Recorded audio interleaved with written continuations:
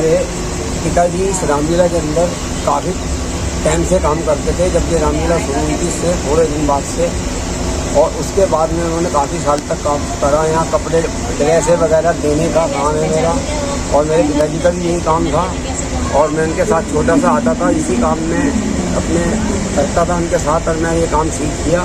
फिर वो गुजर गए, उसके बाद में इसी काम को मैंने संभाला, और करते करते आज मुझे कम से कम 20-25 साल हो गए, और इसी काम को मैं अब तक करता आया हूँ।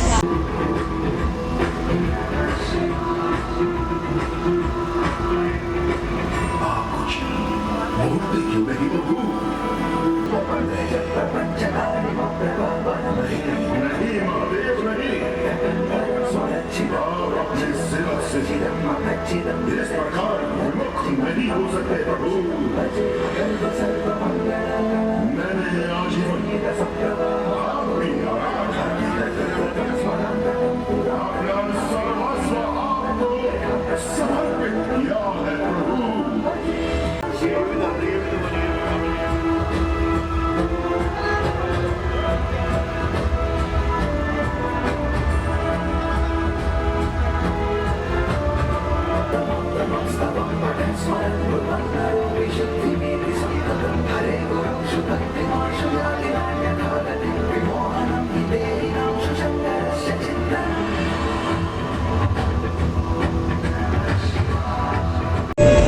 तो सर जो आप निर्देशन करते हैं, जैसे अभी जो नई टेक्नोलॉजीज़ है, नई जो तकनीकें हैं, उनका उपयोग आप क्या समझते हैं? उन्हें करना चाहिए या फिर जो पारंपरिक रामलीला जो चलती आई है उससे आप ज़्यादा बेहतर समझते हैं? टेक्नोलॉजी को यूज़ करने का भी एक तरीका है, इस्तेमाल करने, हर चीज़ को इस्तेमाल करने का तरीका है। सिर्फ टेक्नोलॉजी की बात नहीं करूँगा। अब आप देखेंगे रामानंद सागर जी की पिक्चर में जो तीर का एक सबसे ज़्यादा टॉक्ड अबाउट सीन है युद्ध में, वो तीर जाए जा रहा है, तो वो डिस्टेंस अपने उन फ्रेम्स को मल्टीप्लाई करके दिखाया है कि इतना डिस्टेंस एक तीर ट्रेवल करता है। तो उस समय के हिसाब से वो एक नई आधुनिकता थी, और जो कि उस समय के हिसाब से बड़ी एक कैचिंग लगती थी सब ऑडियंस के लिए, इसीलिए वो रामानंद सागर के उस प्रोडक्शन को उतना सराहा गया। अब उसी का ही एक अपडेटेड वर्जन आया जो आजकल रामायण या महाभारत आती है, उसी में वो तीर एक नए तरीके से दिखाया जाता है। तीर का एक जगह से दूसरी जगह जाना एक नई तरीके से दिखाया जाता है। अब वो सेम रामानंद सागर जी का फ्रेम है, वो यूज नहीं कर सकते। अब वो करेंगे तो एक आउटडेटेड शॉट कहलाएगा। तो technology updation totally depends on किस टाइम पे हम कर रहे हैं। अब उस टाइम पे रामानंद सागर जी के टाइम पे VFX इतना अपडेटेड नहीं था, तो वही चीज़ बहुत बड़ी थी। और अब जो हम कर रहे हैं, हम या अब जो जिस महाभारत की मैं बात कर रहा हूँ जो 10 साल पहले रिलीज हुई थी, आज की डेट में वो भी कहीं किसी कुछ क्षण पे आउटडेटेड लगेगी। तो इट टोटली डिपेंड्स ऑन हम किस टाइम पे कर रहे हैं, क्योंकि परिवर्तन में स्थिरम अस्ति, change is the only constant. तो एक प्रिंसिपल होना चाहिए कि हम आज के टाइम पे जो चीज़ें आपके प्रदर्शन को प्रमोट कर पाएँ एक बेटर अंडरस्टैंडिंग के साथ, लेकिन एट द सेम टाइम आपको ऑथेंटिसिटी भी बनाए रखनी है। ऑथेंटिसिटी जहाँ भी हैम्पर हुई तो आप उस पात्र के साथ, उस कहानी के साथ खिलवाड़ करेंगे। इन सबको जॉट डाउन करते हुए technology should be a part of an element. तो सर जैसे कि अभी हम एक प्रॉपर प्रोसेनियम थिएटर में नहीं कर रहे हैं, ये ओपन स्पेस है, तो यहाँ पे लार्ज मास स्केल में ऑडियंस है, तो आप अपने रामलीला को आकर्षित बनाने के लिए ऐसा क्या करते हैं कि ये जो मास ऑडियंस भी यहाँ बंधे रह सके? देखिए, आउटडोर और इंडोर थिएटर, एक थिएटर के दो एक्सट्रीम्स हैं। मैं तो ये मानता हूँ आउटडोर में जितना, अगर आपने इंडोर के रूल्स फॉलो कर लिए ना, आप खारिज कर दिए जाओगे, और इंडोर में आउटडोर के रूल्स फॉलो कर लिए स्टेज के, थिएटर के, वहाँ खारिज कर दिए जाओगे। तो ये इतने ज़्यादा एक्सट्रीम पोल्स हैं, दोनों नॉर्थ साउथ हैं थिएटर दुनिया के। तो वो चीज़ें देखिए, अब ऑन स्क्रीन, अब मैं आपसे स्क्रीन पे बात कर रहा हूँ तो मैं इतने ही हाथ चला सकता हूँ कि आपकी स्क्रीन में रहे, और यही आपका कैमरा मुझसे 10 फीट दूर होता, जो कि एक्चुअल में यहाँ केस है, अभी ऑडियंस यहाँ पर है, तो मेरा हाथ पूरे इतने बड़े बड़े चलते हर शब्द के लिए, जो कि आपके फ्रेम में भी ना आते। तो एज एन एक्टर या एज अ डायरेक्टर वो फ्रेम छोटा होता जाता है जैसी ऑडियंस पास आती जाती है। जैसी ऑडियंस पास आई, आपको अपने शब्द, अभी जैसे अभी मैं आपसे बात कर रहा हूँ, मेरे यहाँ पे कोई कॉलर माइक नहीं है, कोई सेंसिटिव ऑडियो इनपुट नहीं है, तो मुझे आपसे एक पर्टिकुलर डेसिबल के ऊपर बात करनी पड़ रही है। नहीं करूँगा तो मैं आपके लाइन से आउट हो जाऊँगा कि आप जब कन्वे ही नहीं हो रही वो बात। और वहीं अगर कोई बड़ा सेंसिटिव डेसिबल कोई इंस्ट्रूमेंट होता, मैं अपनी नॉर्मल आवाज़ में ही बोल सकता था। तो इट टोटली डिपेंड्स ऑन आप कितना अपने को ऑडियंस तक पहुँचा पा रहे हो, वो डायरेक्टर का नज़रिया होना चाहिए। और एज एन एक्टर भी, अब मैं स्टेज पे खड़ा हूँ, जब तक मैं, अगर यहाँ मैंने इंडोर एक्टिंग कर ली, पता भी नहीं चलेगा मैं कब अपना एक्टिंग करके चले जाऊँगा।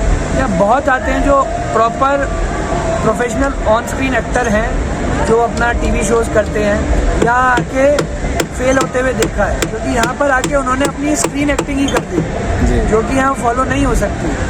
It's a totally invalid thing on stage. तो जैसे जैसे स्केल बढ़ेगा ना आपका फ्रेम का, स्केल बढ़ने का मतलब है जैसे जैसे डिस्टेंस बढ़ता जा रहा है, you should be more expressive. जहाँ आप एक्सप्रेसिव नहीं हुए, आप ऑडियंस की फ्रेम से आउट हो जाओगे, या एक ऑप्शनल कैरेक्टर बन जाओगे स्टेज पे। दिखे तो ठीक है, नहीं दिखे तो नहीं दिखे, वो आपको वज़न नहीं क्रिएट कर पाओगे अपनी अपीयरेंस में। तो ऑब्वियसली बहुत बड़ा डिफरेंस है, वास्ट पोल्स हैं ये, तो वो फॉलो भी होना चाहिए। अच्छा, तो आप एक्सपेरिमेंट करने में कितना विश्वास रखते हैं? जो रामलीला ये आर्ट फॉर्म एक सेंसिटिव और बहुत ही बेहतरीन आर्ट फॉर्म में हम इसे देखते हैं, और ऑडियंस इससे बहुत धार्मिक रूप से और सांस्कृतिक रूप से भी वो ऑडियंस अपने आप को कनेक्ट करती है इससे। तो आप क्या आपने कभी एक्सपेरिमेंट करने की कोशिश करी है, या फिर आपका एक्सपेरिमेंट को लेकर इस आर्ट फॉर्म में क्या मानना है? सर, एज आई सेड कुछ प्रश्न पहले, कि change is the only constant. Experiment के बिना ना आप ये इस समय एक हाई मेगापिक्सल का फ़ोन पकड़ के बैठे होते, अगर आप चाहते तो नोकिया 220 से भी दुनिया चलती थी। एक्सपेरिमेंट किया नोकिया वालों ने, तब जाके कुछ मैं कंपनी का नाम नहीं लेना था तो मुझे पता नहीं, फ़िलहाल एक कीपैड वाले फ़ोन से भी वही काम हो सकता, कॉल ही तो करनी है, कीपैड वाले फ़ोन से भी वही काम हो सकता था जो एक बड़े लाखों के फ़ोन से हो सकता है। लेकिन दुनिया को एक्सपेरिमेंट, अपग्रेड होना ही है, अपग्रेडेशन का नाम ही एक्सपेरिमेंट है। फेल हो गया तो वो एक अटेम्प्ट बन जाएगा, नहीं हुआ तो वो अपग्रेडेशन के उसमें चले जाएगा। तो एक्सपेरिमेंट तो is a must in art form. और ये लीला हम यहाँ आज लाल किले के प्रांगण में एक्सपेरिमेंट करते करते ही पहुँचे। हमारी टीम मुरादाबाद की है, मुरादाबाद ही रह जाती अगर हम एक्सपेरिमेंट ना करते, क्योंकि मुरादाबाद की शैली का experiment, Ramlila is all about Parsi शैली, थिएटर का एक जॉनर है पारसी शैली। तो अगर वो दिल्ली की जनता या बाहर की जनता वो एक्सपेरिमेंट ना चाहती तो आज हम यहाँ नहीं बैठे होते। तो एक्सपेरिमेंट से ही तो दुनिया आगे चल रही है। तो सेम इज़ विद अस, हमारा हर साल प्रसंग नए होते हैं। इस साल हमने रामलीला के साथ साथ रावण लीला खूब दिखाई है, रावण को प्रॉपर स्थापित किया है। जैसे अमूमन सीधे स्वयंवर में आते हैं रावण, तो कोई बैकग्राउंड नहीं होता ऑडियंस पे। जो हमारे दूसरे धर्म के भाई हैं या बंधु हैं, तो जिनको बैकग्राउंड नहीं है, उनको कैसे पता चले ये इंसान कौन है जो एकदम से स्वयंवर में आया है। तो बैकग्राउंड देने के लिए आपको एक प्रॉपर डे 1 से हमने एक स्टोरी दे दी कि राम जन्म के टाइम पे रावण ये कर रहा है, ये है, ये इंसान का ये बैकग्राउंड है। स्वयंवर तक आते आते जब तक वो दिखा, उनके पास एक बैकग्राउंड स्टोरी थी, तो वो स्टोरी के बिना आप कनेक्ट नहीं कर पाओगे। तो ये इस साल हमारा एक्सपेरिमेंट था जो काफ़ी हद तक सफल हुआ। और ये हाइड्रोलिक लगी है, चाहे कुछ लगा है, सब एक्सपेरिमेंट ही तो है। आज इतनी बड़ी ट्रस्ट लगी है यहाँ लगी है, अदरवाइज वो बल्ब लटकते थे स्टेज पे। तो एक्सपेरिमेंट करते करते ये काम हुआ है। तो एक्सपेरिमेंट के बिना कुछ पॉसिबल नहीं है। अगर आपको कहीं स्टिक करना है और जहाँ आप स्टेगनेंट हो गए आप दिखोगे भी नहीं। तो परफॉर्मेंस में ग्रामीण क्षेत्र या शहरी क्षेत्र में अगर आप परफॉर्म कर रहे हैं तो परिवेश के हिसाब से आपके डिज़ाइन में कुछ बदलाव आता है? बिल्कुल आना चाहिए। और जैसे अब आप समझिए ना, नुक्कड़, अगर कभी नुक्कड़ की फॉर्म में हमने रामायण दिखाई तो हम इतनी हैवी कॉस्ट्यूम नहीं लेके जाएंगे, क्योंकि nukkad is all about how raw you are. नुक्कड़ क्या है? एक गली का, एक मोहल्ले का एक छोटा सा कोना। अगर हम एक कोने में रावण के चांदी के मुकुट ये लेके बैठ जाएंगे, आपने उसको कोना नहीं रहने दिया, आपने उसको वहाँ भी स्टेज बना दिया। आप नुक्कड़ अगर कभी करने जाओगे, रामायण या कोई भी प्रसंग नुक्कड़ की फॉर्म में करोगे ना, तो आप उसी नुक्कड़ की शैली में ही जाओगे, तब वो नुक्कड़ कहलाएगा। अदरवाइज आपने नुक्कड़ से खिलवाड़ किया। तो area to area, place to place, coordinates to coordinates, ये चीज़ें अपग्रेड मतलब वेरिएट होनी चाहिए। अब आज जिस कॉस्ट्यूम के साथ हम यहाँ कर रहे हैं, शायद जैसे मलेशिया में बहुत मान्यता है रामायण मंचन की, वहाँ जाएंगे हमारी कॉस्ट्यूम बिल्कुल चेंज होंगी, उनके हिसाब से होंगी। अब एट द सेम टाइम वो शालीनता भी बनी रहे। हम ये नहीं कर सकते कि किसी हमारे यहाँ पे जो चीज़ ऑब्सीनिटी नहीं है वो कहीं हो सकती है, या हमारे हिसाब से जो चीज़ ऑब्सीनिटी है किसी और देश में जाएंगे उनके लिए बड़ा नॉर्मल होगा। तो उनके हिसाब से अपने मंचन की शालीनता नहीं खो सकते, क्योंकि उनके यहाँ ये नॉर्मल है। तो सारे पैरामीटर्स, सारे कंस्ट्रेंट्स, जो भी एक चीज़ें मेंटेन करनी चाहिए, जितने भी पैरामीटर्स, उन सबको दिमाग में रख के अकाउंट करके ही एक्सपेरिमेंट किए जाएं। और ग्रामीण क्षेत्रों में जाना तो अलग बात है, वो तो बल्कि और हमें पौराणिकता से और पास ले जा रहा है। वो तो बेस्ट केस सिनारियो हो जाता है कि हम अपनी अभी तो यहाँ अवधि में बोलने लग गए, ऑडियंस आधी खाली हो जाएगी। ग्रामीण जाके उनकी भाषा में बोलेंगे, वहाँ 10 लोग और आ जाएंगे, तो वो तो बेस्ट केस है। और जब रामायण लिखी ही अवधि में गई है और ग्रामीण जगह पे ही लिखी गई है, वो तो आपने एक आइडियल केस सिनारियो रख दिया पब्लिक के सामने। तो ऑब्वियसली प्लेस टू प्लेस चीज़ें चेंज होती है। एक आखिरी सवाल सर, आप लोग अपनी मेंटल प्रिपरेशन कैसे करते हैं परफॉर्मेंस से पहले? आप एज अ डायरेक्टर और आप अपने एक्टर्स को भी क्या सजेस्ट करते हैं मेंटली कि किस तरीके से वो प्रिपेयर होते हैं? सर मेंटल प्रिपरेशन ऐसा, जिसको हमने कोई बहुत बड़ा नाम नहीं दिया है कि इसको मेंटल प्रिपरेशन बोलेंगे, कि रामलीला में ही नहीं, हम बाकी जो शो करते हैं पूरे साल अपने नॉर्मल थिएटर, स्टेज थिएटर जी, वो अच्छा एक्टर्स भी नहीं, हमारे साथ इंस्ट्रूमेंट पे भी जो भी बैठते हैं, इवन छोटे से छोटा कलाकार भी, कलाकार मैं एक पेंटर को भी कहता हूँ जो आपके सेट पेंट कर रहे हैं, जो आपका स्टेज बना रहे हैं, जब स्टेज का पहला पल्ला लगता है वो भी कलाकार है। तो अपना वो पसंदीदा काम करते हुए इंसान अपनी बेस्ट मेंटल स्टेट में होना चाहिए। नहीं होता, कहीं ना कहीं काम पे दिखेगा, या कहीं ना अगर दिखे भी ना तो वो अपने साथ अन्याय कर रहा है, अपने के कलाकार को वो नेगोशिएट कर रहा है। तो mental state is all about आपको, आपकी स्वीट स्पॉट्स क्या हैं, क्या आप स्टेज पे चढ़ने से पहले आप वो स्वीट स्पॉट स्टिक कर रहे हैं कि नहीं। बहुत कुछ कलाकार बड़े कॉम्प्लेक्स होते हैं, आदरणीय किशोर कुमार जी, उनके इतने स्वीट स्पॉट्स थे, जब तक वो उनके सामने नहीं आते थे वो अपना रिकॉर्ड नहीं करते थे, चाहे फिर आप कितने भी दुनिया भर के 30 बार खान, अगर उनके वो पैरामीटर स्टिक नहीं हुए वो अपना माइक नहीं छुएंगे तो वो हर कला, और इसी साइकी की वजह से कलाकार वहाँ होता है जहाँ वो है, कि art form is all about psyche. कितने सच्ची हो आप अपनी कला के प्रति, आपको कोई नेगोशिएशन नहीं चाहिए तो नहीं चाहिए। वैसे भी होते हैं और कुछ ऐसे भी होते हैं जो पैरामीटर्स को के हिसाब से अपने को मोल्ड करते हैं, तब उस कंडीशन में भी बेस्ट दे सकते हैं। मैं दोनों कैटेगरी को कुछ नहीं कहूँगा कि कौन से गलत है, सही दोनों है। लेकिन मेंटल स्टेट की, जब आपने जो क्वेश्चन पूछा था, मेंटल स्टेट एक कलाकार का बहुत वैल्यू रखता है, और इसमें हम यही कोशिश करते हैं एज अ डायरेक्टर, क्योंकि सिर्फ डायरेक्टर ही नहीं, प्रोडक्शन में भी हमारा सारा इन्वॉल्वमेंट रहता है, क्योंकि रामायण मंचन में ऐसा कोई हार्ड एंड फास्ट बैरिगेटिंग नहीं होती।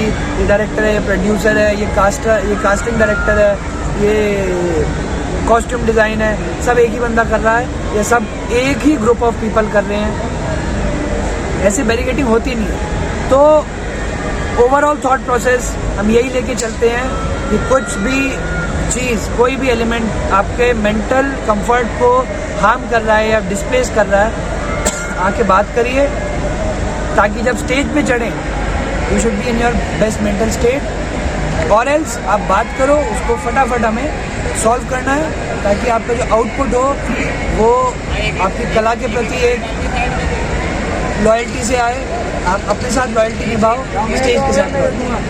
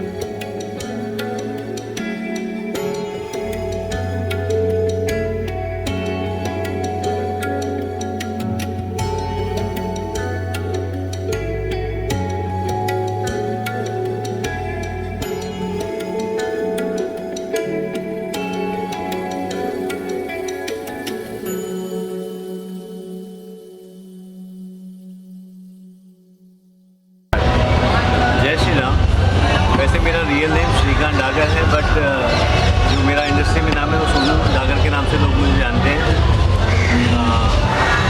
मैं श्री धार्मिक रामलीला में 3 थर्ड ईयर है यहाँ पे राम का रोल निभाते हुए। इससे पहले मैंने दूरदर्शन में 2 बार DD लाइव में सबसे पहले वहीं पे राम का रोल किया था 2020 और 21 में। आप रामलीला में राम के किरदार से पहले किसी और किरदार से जुड़े हुए थे?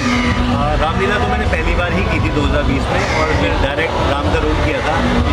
और राम के इससे रामलीला के बारे में मुझे कुछ पता भी नहीं था। बड़ी मुश्किल हुई थी मुझे स्क्रिप्ट वगैरह याद करने में। इससे पहले मैं TV सीरियल्स वगैरह करता था बॉम्बे में। एंड थिएटर से आप कितने सालों से जुड़े हुए हैं? थिएटर मैंने 1 साल किया था जी, और फिर बैकपुर मुंबई में भी कुछ प्लेज वगैरह किए थे। मतलब जैसे किसी को नीड है तो उनके साथ जुड़ गया 1 महीने के लिए प्ले किया। अभी आप खुद राम का किरदार निभा रहे हैं, लेकिन क्या आपका पर्सनल जुड़ाव राम के किरदार के अलावा किसी और किरदार से, किसी अन्य किरदार रामलीला से है? पर्सनल कनेक्शन, या फिर आप चाहते हैं कि एक चैलेंजिंग रोल है जिसको मैं निभाना चाहता हूँ फ्यूचर में? एक्चुअली मैं राम के अलावा कोई भी किरदार नहीं निभाना चाहता। एक्चुअली जो मेरा खुद का किरदार है ना वो मिलता जुलता है जी राम जी से, इसलिए मुझे बहुत आसान और ईजी लगता है। मेरे पैसे कोई चीटी भी हो जाए तो मुझे बड़ा दुख होता है। मैं किसी से कभी लड़ाई झगड़ा नहीं करता। अगर मुझसे गलती हो जाए, मतलब आपकी मेरी लड़ाई हो जाए, यदि मुझसे गलती हो जाए तो मैं आपको खुद ही सॉरी बोल दूँ, भाई मेरी गलती हो सकती है, बट हमारा रिलेशन अच्छा रहे बस। मेरा ऐसा खुद का हो रहा है। तो आपने रामलीला खुद पहले पढ़ी थी, या फिर जब आपने प्ले करना शुरू किया तो वो आपका फर्स्ट एक्सपीरियंस था? जैसे कि हम बचपन से रामलीला सुनते आ रहे हैं, लेकिन जब पढ़ने पर आता है तो हम जब खुद मंचन चालू करते हैं तो हमने पहली बार रामचरितमानस बोल दीजिए, या फिर खुद वाल्मीकि की रामायण पढ़ी, या फिर आपका experience introduction to Ramayana as a text कब चालू हुआ? एक्चुअली रामलीला जब स्टार्ट कास्टिंग चल रही थी 2020 में, तो मैंने एक ऑडिशन दिया था भरत के रोल के लिए। तो हमारे जो डायरेक्टर है परवेश कुमार जी, वो बोले यार आप राम का रोल करो, आपका लुक जाता है बढ़िया। मैंने कहा सर डायलॉग इतने हैवी और हार्ड डायलॉग है, मैं नहीं बोल पाऊँगा। तो उन्होंने बोला मैं सब अपने आप करा लूँगा, टाइम दे बस 2 महीने का मुझे। उन्होंने मुझे स्क्रिप्ट दी, बड़ी मुश्किल से स्क्रिप्ट याद की मैंने। एक डायलॉग याद करने में कम से कम 20-25 दिन लग गए थे। फिर उसके बाद बैक टू बैक सारे डायलॉग्स क्लियर हो गए थे। फिर उन्होंने मुझे बताया राम के बारे में कि राम जी जब चलते तो बहुत धीरे धीरे बोलते, बहुत सोच समझ के बहुत धीरे बोलते हैं, कम बोलते हैं, बट यदि एक बात भी बोलेंगे ना उस बात का मतलब बहुत ही अलग होगा, एकदम क्लियर। कम बोलते हैं बट जो बोलते हैं बिल्कुल क्लियर बात मतलब होता है इस बात का। जब राम का कैरेक्टर कोई पोर्ट्रे कर रहा है तो उसके कैरेक्टर के अंदर सबसे सिग्निफिकेंट चीज़ें होती है पॉजेस, कि कहाँ पे कौन से डायलॉग के बाद एक एक्टर अपने कैरेक्टर में उस पॉजेस को इंट्रोड्यूस कर रहा है। तो क्या आप पॉजेस के रिलेटेड कुछ बोलना चाहेंगे? पॉज तो बहुत इंपॉर्टेंट है राम के रोल के लिए, क्योंकि राम जी को एक थमा हुआ किरदार है, बहुत सोच समझ के बोलने वाले, बिल्कुल धीरे के। जैसे हम स्टेज पे एक्ट करते हैं, यदि मैं तेज डायलॉग लेके बोलूँगा तो लोगों को समझ नहीं आएगा। एक एक वर्ड क्लियर करके बोलूँगा तो। अब इसी से मेरा दूसरा सवाल आता है कि कितना डिफरेंस होता है जब आप एक प्रोसीनियम थिएटर में, जो एक क्लोज थिएटर है, उसमें परफॉर्म करते हैं और इतनी बड़ी दर्शकों के बीच में जब एक खुले ओपन थिएटर के अंदर आप परफॉर्म करते हैं, तो आपको कितना डिफरेंस एज ए परफॉर्मेंस महसूस होता है? वैसे डिफरेंस तो ज़्यादा कुछ है भी नहीं, क्योंकि स्टेज वहाँ भी ऐसे ही है। ये स्टेज थोड़ा बड़ा होता है, वो छोटा होता है, बस यही डिफरेंस है। और यहाँ पे ओपन है, वो बंद थिएटर होता है। जो ज़्यादा मज़ा है वो ओपन थिएटर में ज़्यादा मज़ा है। एंड आप अपनी तैयारी के बारे में और कुछ बताना चाहेंगे for the character of Ram? मुझे अब ज़्यादा तैयारी करनी नहीं पड़ती, क्योंकि 4-5 साल है मुझे करते हुए। तैयारी फर्स्ट सेकंड टाइम मैंने की थी अच्छे से। अब तो बस डायलॉग पढ़ के एक बार, जैसे बच्चे वो पेपर से पहले पूरा रिवीजन करते हैं ना, 1 या 2 बार पढ़ के, बस वैसा है। तो अभी जो मंचन हो रहा है वो पूरा एक हार्ड टेक्स्ट पे बेस्ड है, या फिर इसमें इम्प्रोवाइजेशन का भी एक बहुत महत्वपूर्ण रोल होता है? एक्चुअली जब आप स्क्रिप्ट पढ़ते हो जी, उसके बाद स्टेज पे जैसे फ्री सीन चल रहा है, डायलॉग खत्म हो गए, फ्री सीन चल रहा है, तो हम इम्प्रोवाइजेशन भी कर लेते हैं। जब हमें पूरा सीन पता होता है ना, तो हम इम्प्रोवाइजेशन करते हैं तो हिंदी के साथ में। और आप अपने चरित्र की भावनाओं को कैसे समझते हैं तथा उसे व्यक्त करते हैं? जो चरित्र की, राम की भावनाएं, उसे समझना एक कितना महत्वपूर्ण पात्र है आपका portrayal of for the character of Ram?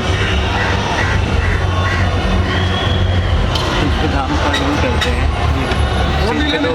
तो पूरा कैसे मैं समझाऊँ, कैसे डिस्क्राइब करूँ, समझ नहीं आ रहा मुझे। तो चलिए नेक्स्ट पे चलते हैं।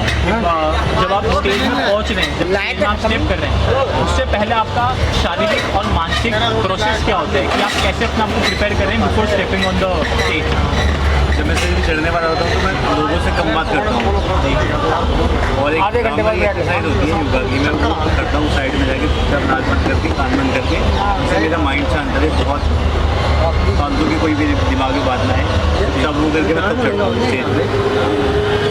एंड जैसे कि डायलॉग्स एक तरीके से हार्ड टेक्स्ट पे बेस्ड होते हैं, उसी की तरह मूवमेंट भी एक एक्टर निर्धारित कर लेता है कि मेरी मूवमेंट कैरेक्टर की रिस्ट्रिक्टेड है टू पर्टिकुलर जोन। मूवमेंट में कैसा इम्प्रोवाइजेशन होता है स्टेज में?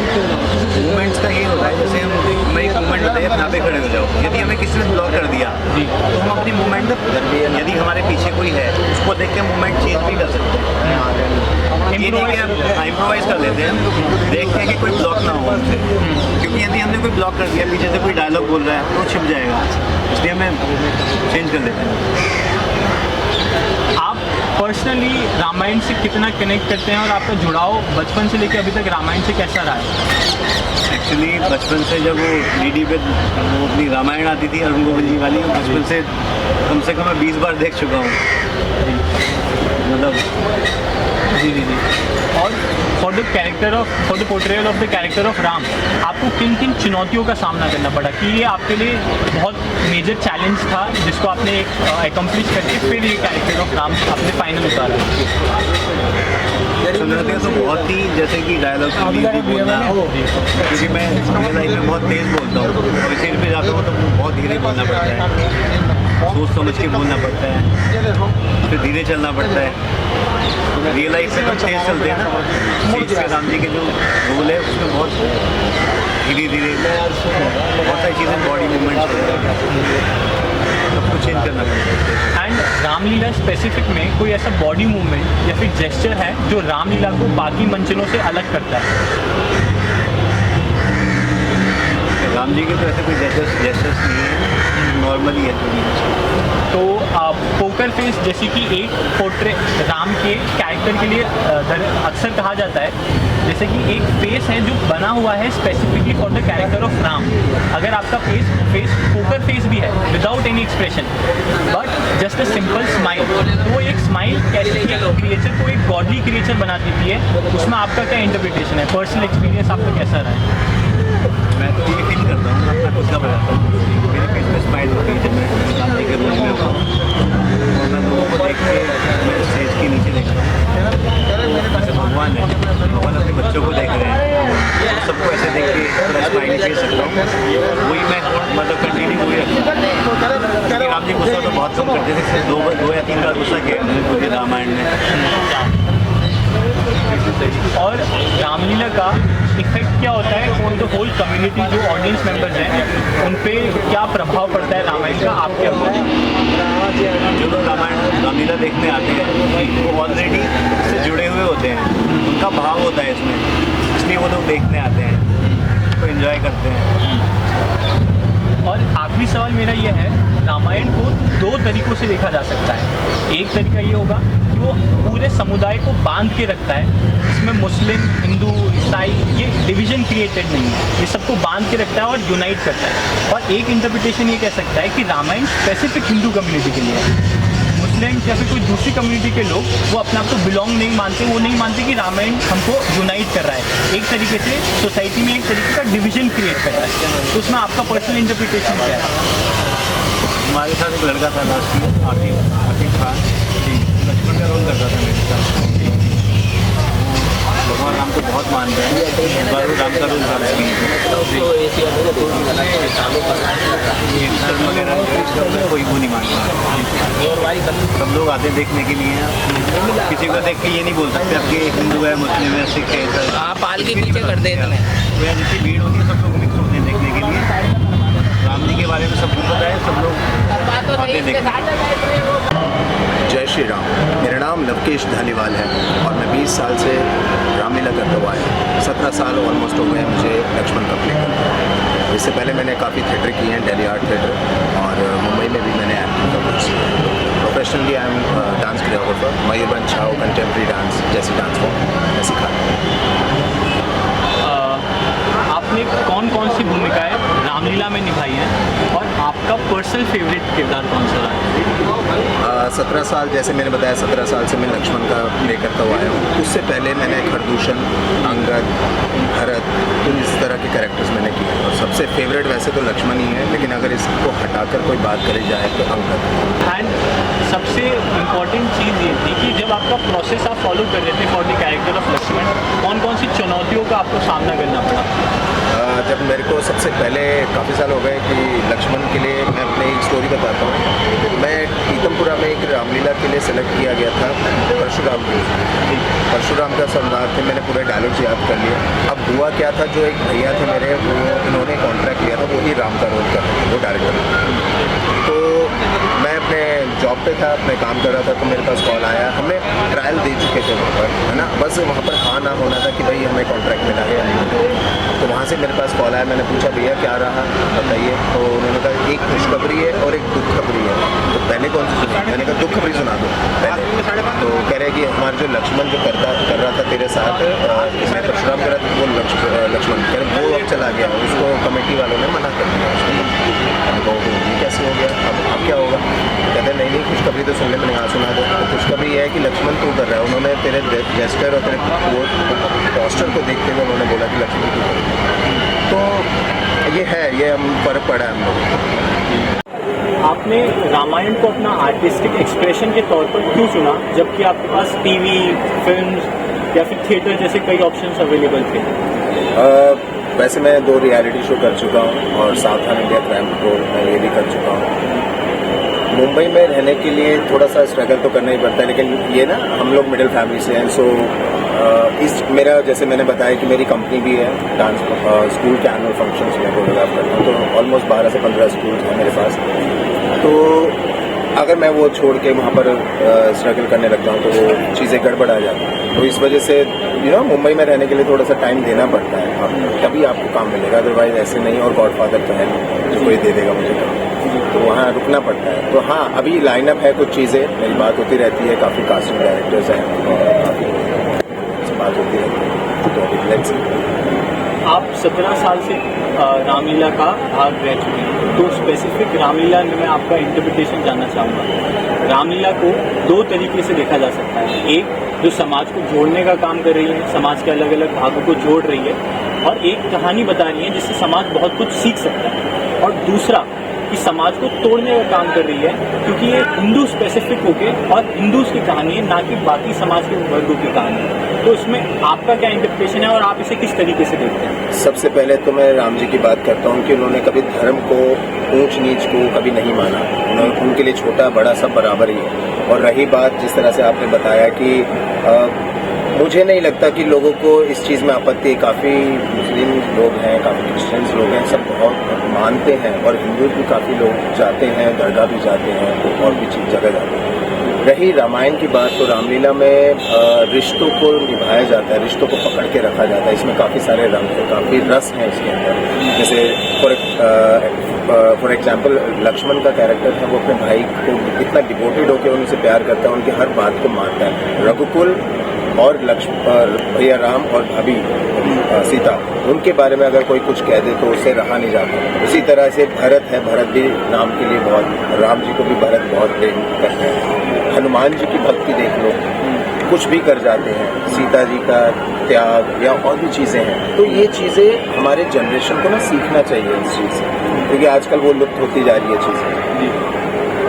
कहीं हद तक आजकल छोटे छोटे रामायण से रामलीला करने से ये फायदा भी हो गया है कि छोटे छोटे बच्चों को भी पता चल गया अंगद, संपाति, जटायु कौन कौन है, कौन कौन कैरेक्टर है। तो पहले नहीं पता था लोगों को, जब पूछते थे तो बच्चों को नहीं पता था ये क्या बात कर रहा है, सबको पता चल चुका है। तो ये रामायण जो हम लोग हर साल जो रामलीला करते हैं, और छोटी से लेके बड़ी रामलीला है कि दिल्ली के अंदर सबसे ज़्यादा रामलीला होती है, तो ये जो फैल रहा है ना जिस तरह से, और इस तरह से डिवोशन हमारा बढ़ता जा रहा है भगवान राम के प्रति, है ना।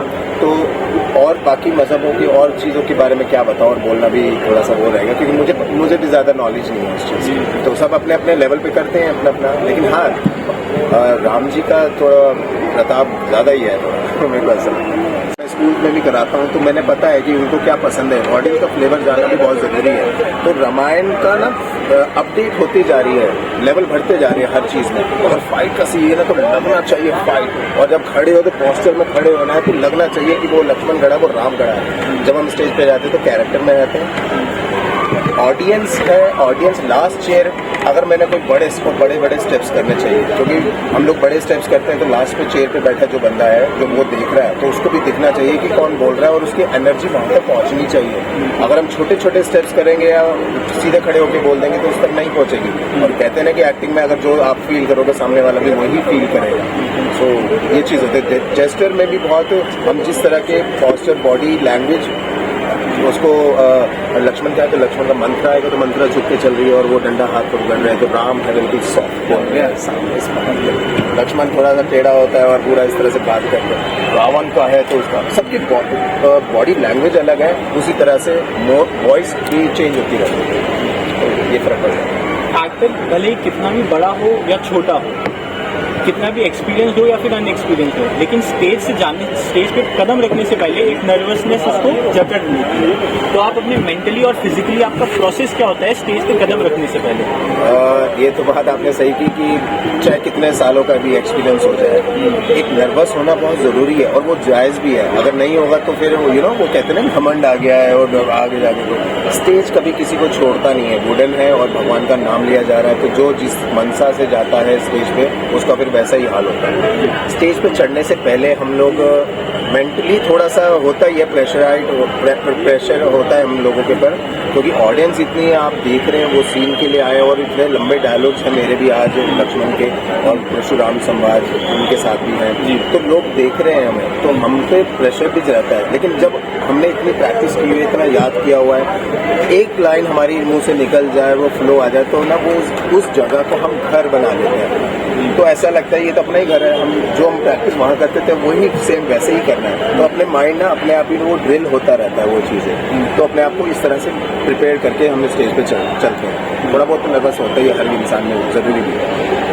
एंड सबसे इम्पॉर्टेंट चीज़ ये थी कि जब आपका प्रोसेस आप फॉलो कर रहे थे for the character of Lakshman, कौन कौन सी चुनौतियों का आपको सामना करना पड़ा? जब मेरे को सबसे पहले काफ़ी साल हो गए कि लक्ष्मण के लिए मैं अपने एक स्टोरी बताता हूँ। मैं पीतमपुरा में एक रामलीला के लिए सेलेक्ट किया गया था, परशुराम के जी, परशुराम का संवाद थे, मैंने पूरे डायलॉग्स याद कर लिए। अब हुआ क्या था, जो एक भैया थे मेरे, वो उन्होंने कॉन्ट्रैक्ट लिया था, वो ही राम का रोल कर रहे थे, वो डायरेक्टर।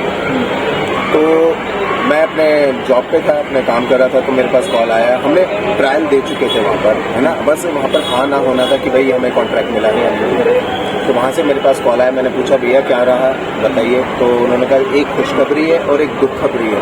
तो पहले कौन सी सुना? मैंने कहा दुख खबरी सुना दो पहले। तो कह रहे कि हमारा जो लक्ष्मण जो कर रहा था तेरे साथ, मैं परशुराम कर रहा था, तो वो लक्ष्मण कह रहे वो अब चला गया, उसको कमेटी वालों ने मना कर दिया। वो ये कैसे हो गया, अब क्या होगा? तो कहते नहीं नहीं खुशखबरी तो सुन ले। मैंने कहा सुना दो। तो खुशखबरी ये है कि लक्ष्मण तू कर रहा है। उन्होंने तेरे जेस्टर और तेरे पोस्टर को देखते हुए उन्होंने बोला कि लक्ष्मण तू कर रहा है। तो ये है, ये फर्क पड़ा है हम लोग, है ना। एक आखिरी सवाल, आपको इतने सालों से रामायण का एक्सपीरियंस है, आपका एक ओपिनियन जानना चाहूँगा इस चीज़ पे कि कैरेक्टर और एक्टर के बीच में कितना डिफरेंस है। फॉर एग्जांपल, कोई व्यक्ति राम का किरदार निभा रहा है और उसको दर्शक राम के तौर पर देख रहे हैं, लेकिन व्यक्तिगत तौर पे वो व्यक्ति राम के आचरणों का कुछ पालन नहीं करता है, लेकिन उसकी एक सामाजिक इमेज क्रिएट हो गई ऑफ राम। तो उस कैरेक्टर, उस तौर में उस कैरेक्टर और एक्टर के बीच में कितना डिफ्रेंसिएशन होता है when it comes to a manchan like Ramayan? देखिए, ये हर इंसान का ना अपना अपना इमोशंस होते हैं, अपने अपना बिहेव वो किस तरह से वो रहता है। सपोज मैं लक्ष्मण करता हूँ और मैं भैया को मानता हूँ बहुत ज़्यादा ये, लेकिन मैं अपने घर पे जाकर अपने भाई को हाथ चला रहा हूँ, मार रहा हूँ या फिर उसको कुछ बोल रहा हूँ, तो गलत है। हर इंसान का 5 उंगलियां बराबर तो होती नहीं है, हर इंसान का अपना अपना। लेकिन रामायण हम इसलिए ही तो करते हैं कि उससे कुछ सीखे। इतनी सारी रामलीला होती है तो हम वहीं से तो सीखते हैं ना कुछ, और यहीं से थोड़ा बहुत हम घर पे भी हम व्यवहार करें तो हमारी जनरेशन के लिए कितना अच्छा होगा। और जिस तरह से मैं लक्ष्मण का करता तो मेरे फादर, मेरी ब्रदर है, मेरे से छोटा है, मेरे घर में है, सब बोलते हैं कि तो अच्छे से रहता है और थोड़ा सा जॉली नेचर है, हंसी मजाक में करता हूँ फुल ऑन, लेकिन कभी किसी का दिल नहीं दुखा। आपका बहुत बहुत thank you so much. Thanks a lot for giving us. जय श्री राम। जय श्री राम सभी को। मेरा नाम अनीता मक्कर है और मैं पिछले 21 साल से रामलीला की लाइन में हूँ। लाइन ही बोला जाएगा क्योंकि किसी को समझ नहीं आएगा। और मैं 21 साल से केकई का किरदार कर रही हूँ, साथ में मंदोदरी सुनैना भी। और रामलीला में जुड़ने के बाद जब ये रामलीला के दिन आते हैं ना, हम लोगों को इतनी एक्साइटमेंट होती है कि हम सेट पे जाएँ, कब हम रिहर्सल करें, पूरा अपना रामलीला का मंचन हम शुरू करें। और रामलीला में जुड़ने के बाद हम लोगों को अच्छा भी लगा क्योंकि राम जी मर्यादा पुरुषोत्तम राम है, तो उनके रास्ते भी हम लोग सभी चलते हैं। तो क्या आप बता सकते हैं कि ये जो रामलीला है, इसमें जो वेशभूषा आप लोग जो कॉस्ट्यूम पहनते हैं उसकी वो कैसे तैयार होता है, तथा जो राम, सीता व रावण के जो कॉस्ट्यूम है उनको किन सामग्रियों से या फिर उसमें किस तरीके के रंगों पर ध्यान देकर उन कॉस्ट्यूम को बनाया जाता है? हमारे जितनी भी रामलीला के जो भी कलाकार हैं, हमारे श्री राम जी है, माता सीता है, लक्ष्मण जी है, रावण जी है, सबकी जो वेशभूषा तैयार सिल्क के कपड़े में, सिल्क होता है प्योर कपड़ा जो पहले राजा महाराजा पहना करते थे, सिल्क के कपड़े से तैयार किया जाता है। और मुंबई में डिज़ाइनर है जो कि सब उनकी जितनी भी ड्रेसेस है सभी की तैयारी वो डिज़ाइनर ही करते हैं। अच्छा, तो आप ये कैसे सुनिश्चित करते हैं कि जो कॉस्ट्यूम है, क्योंकि हैवी कॉस्ट्यूम्स होते हैं, तो वो आकर्षित भी लगे और वो व्यवहारिक भी हो, लोग उसे पहन के मूव कर पाए, क्योंकि मूवमेंट होगी रामलीला में, तो वो कंफर्टेबल हो, ये कैसे सुनिश्चित करते हैं? जब डिज़ाइनर हमें ड्रेसेस का डिज़ाइन भेजते हैं ना डायरेक्टर को कि भाई हम राम जी की है, माता सीता की, रावण की है, हमें ना कहीं क्या होता है कि जब हम रामलीला कर रहे होते ना, जो भी कार्य होते राम जी अपने आप ही कराते हैं। क्या राम जी को पहनना हो अपने आप हमारे मन में आता है कि ये डिज़ाइन जो है राम जी के लिए बहुत अच्छा रहेगा, माता सीता के लिए, रावण के लिए, हम एकदम से फटाक से इसको ही फाइनल करते हैं। हालांकि बहुत सारी ड्रेसेस आती हैं अभी कि 10-15 ड्रेसेस आ रहे डिज़ाइन के लिए, ये कौन सी और सबसे ज़्यादा हम जो ध्यान रखते हैं चीज़ों का कि वो लोगों की आंखों में चुभे ना, बहुत मर्यादित रहे, बहुत खूबसूरत लगे।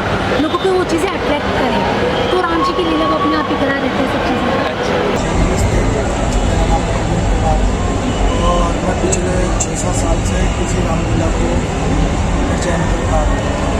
और जैसे कि आपने बताया मेरे को, मैंने इसमें रोल भी किया है, मैं अपना किरदार भी निभाता हूँ। और ऐसे कई किरदार हैं जो हमें इमरजेंसी में खुद से भी करने पड़ते हैं। और जैसा कि भाई रावण का किरदार मैं करता हूँ और हनुमान जी का भी मैं कर चुका हूँ।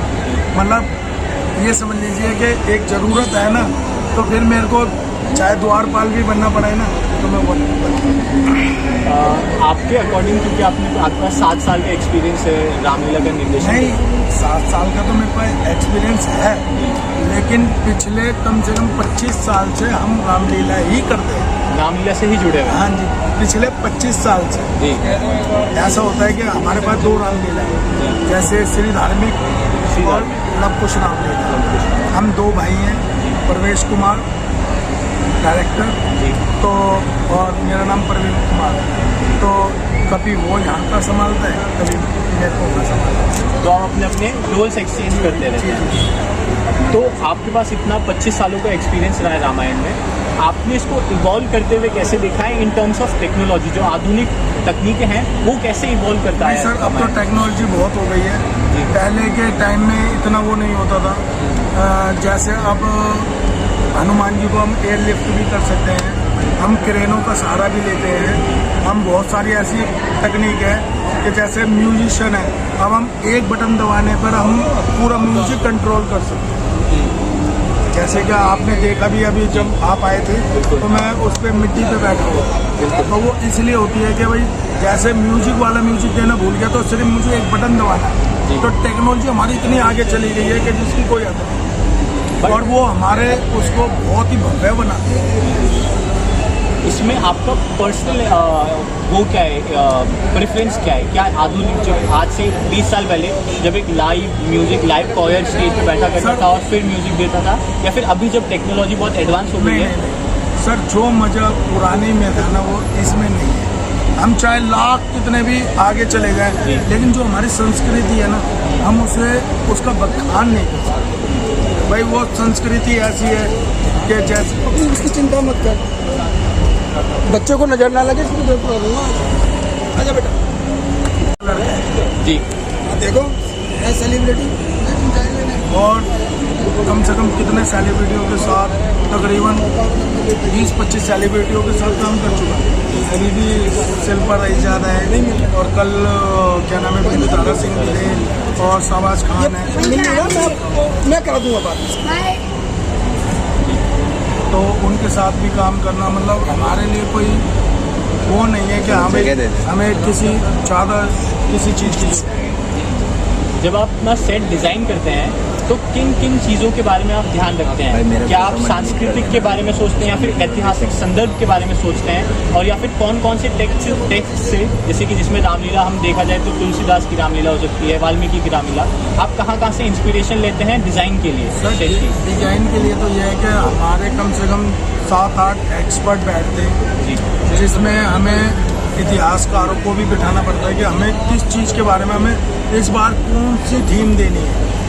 कभी रामेश्वरम बनाते हैं हम अपना टेक्सचर, कभी हम अयोध्या बनाते हैं, कभी हम जैसे साउथ में 2-3 मंदिर हैं, क्या नाम है, रामेश्वरम हो गया, या एक मंदिर और है शायद वो पद्मनाभ स्वामी मंदिर, तो उनके उस पर हम बैठ के सोचते हैं कि हमें ये कैसे पब्लिक को दिखाना चाहिए कि हमें ये डिज़ाइन कम से कम 12 से 15 जनों को वो पास जाता है, उसका मॉडल बनता है। मॉडल बनने के बाद 7-8 मॉडल आते हैं हमारे पास, फिर हम फाइनल करते हैं कि जैसे कमेटी मेंबर है उनके पास भी जाना है कि भाई ये मॉडल है और ये इस लीला के लिए अभी इस समय बेस्ट है। एंड म्यूज़िक कौन डिसाइड करता है, और म्यूज़िक का कितना रोल होता है आपके मंचन के अंदर? पूरा म्यूजिक आत्मा है, और पूरी रामलीला की मैं तो यही कहूँगा कि अगर म्यूजिक नहीं है तो कुछ नहीं, बिल्कुल। क्योंकि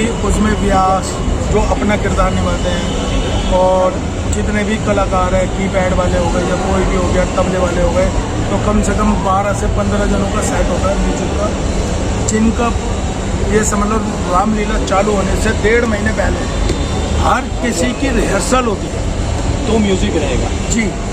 वो म्यूजिक पे हमें कौन से सीन पे कौन सा म्यूजिक बजेगा, कौन से राजा पे कौन सी एंट्री है, वो सब लिखित में होता है। सारी चीज़ों का ज्ञान होता है कि भाई ये चीज़ हमें यहाँ बजाना, क्योंकि एक भी चीज़ भिन्न होती है तो वो अदर, क्योंकि यूट्यूब पर लाइव जा रही है तो एक कंटेंट आप जानते ही हो कि हाँ भाई तुरंत लाइव जाती है, तुरंत आदमी मैसेज करता है ये चीज़ पसंद नहीं आई, ये चीज़ अच्छी नहीं है, तो हम उसमें फेरबदल करके उसे अच्छा बनाएंगे। तो ये कहना गलत नहीं होगा कि रामायण के मंचन में सबसे बड़ा रोल राम, रावण, हनुमान का नहीं, म्यूज़िक का होता है। सबसे बड़ा कैरेक्टर म्यूज़िक निभाता है, जिससे दर्शक उससे कैरेक्टर से जुड़ पाए। नहीं, ये क्या, राम, लक्ष्मण, भरत, शत्रुघ्न, रावण, हनुमान जी, ये तो एक मुख्य किरदार होता है। मेरा मानना ये है कि एक छोटा बच्चा भी अगर हमारा वो द्वारपाल भी है, अगर वो द्वारपाल नहीं है तो हमारा वो भी खत्म है भाई। वो तो जो बड़े हैं वो तो सब उनके बारे में बोलते हैं, लेकिन छोटों के बारे में कोई नहीं। और भाई योगदान तो उनका भी पूरा है, तो ज़रूरी नहीं है कि जो राम जी हैं या हनुमान जी हैं या कोई भी है, बिगड़ सेना के राम जी नहीं है, बिगड़ सेना के हनुमान जी नहीं है, बिगड़ सेना के रावण कुछ नहीं है, भाई रावण कुछ नहीं है। तो मतलब थोड़ा सा पीछे से वो ज़रूरी होना चाहिए कि भाई जब हम इतनी बड़ी कास्ट की बात करते हैं तो उनमें छोटे कास्टों को भी जोड़ना जरूरी है। कास्ट मैं यहाँ क्लियर कर दूँ, मैं जाति वाली कास्ट के बारे में नहीं कर रहा, मैं वो कास्ट की बात कर रहा हूँ जो बैक स्टेज काम कर रहा है। बिल्कुल, प्रोडक्शन। जी। आखिरी सवाल मेरा, आपने इतने 20 सालों से रामायण में काम किया है, 25 सालों से रामायण में काम किया है, आपने ये चीज़ नोटिस करी होगी कि कैरेक्टर अलग चीज़ है, एक्टर अलग चीज़ है, जो एक हिपोक्रेसी है। जैसे कि वो स्टेज में भले एक कैरेक्टर निभा रहा है, लेकिन असली में वो आदमी वैसा नहीं है जैसा वो कैरेक्टर है। सर, जैसे मैं आपको बताना चाहूँगा, जैसे आपने मेरे से बोला कि पिछली लीला में और इस लीला में क्या अंतर है, जी, तो वो यही अंतर है क्योंकि पिछली लीला में भाई भाई को प्यार करते हैं, जी, बाप की इज्जत होती थी, माँ की इज्जत वही थी, जो वो प्ले कर रहा है वही प्ले वो घर में भी कर रहा है, क्योंकि वो किरदार जीते थे। लेकिन अब ऐसा नहीं, भाई भाई को देख के नहीं सियाता, दूसरों की तो बात क्या करें। माँ बाप को परेशानी होने लगती है, एक माँ बाप 5 बच्चे 7 बच्चों को पालते हैं, लेकिन 7 बच्चों से एक माँ बाप नहीं पालते। भाई जो चीज़ मैंने एक्सेप्ट की है मैं तो वो उसके लिए। जी बिल्कुल सही बात है। आपका बहुत बहुत धन्यवाद मुझसे बात करने के लिए, बहुत अच्छा लगा आपसे बात करके। Thank you sir.